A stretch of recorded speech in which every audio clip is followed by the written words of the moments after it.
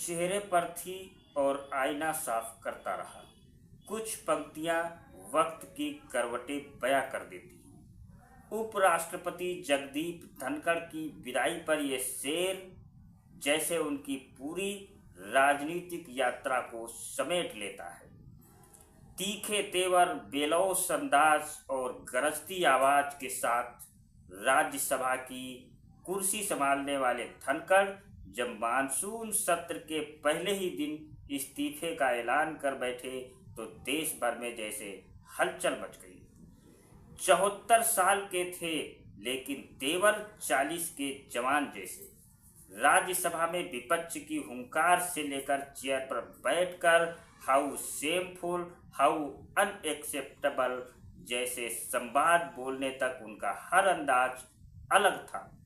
Social media पर viral होते उनके तीखे शब्द, विपक्ष को लपेटने का बेजोड़ लहजा और कुर्सी की गरिमा को लेकर उनकी गंभीरता, ये सब उनके छोटे लेकिन दमदार कार्यकाल की पहचान बन गए।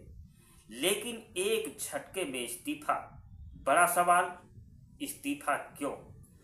धनखड़ ने 8 पैराग्राफ के इस्तीफा पत्र में सेहत को वजह बताया और लिखा कि मैं संविधान के अनुच्छेद 67A के अंतर्गत अपने पद से त्याग पत्र देता हूँ। ये मेरे लिए सौभाग्य और सम्मान की बात रही कि मैंने भारत के इस परिवर्तनकारी दौर में उपराष्ट्रपति के रूप में सेवा की। उन्होंने राष्ट्रपति, प्रधानमंत्री, कैबिनेट और सांसदों का विशेष आभार जताया।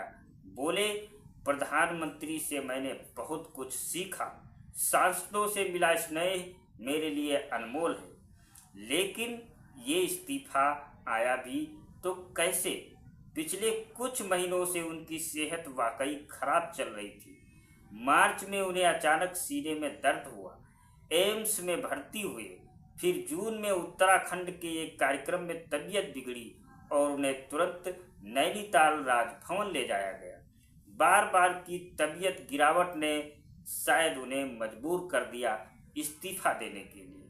उनका कार्यकाल था 2027 तक, लेकिन उन्होंने छोड़ दी कुर्सी 2025 में ही।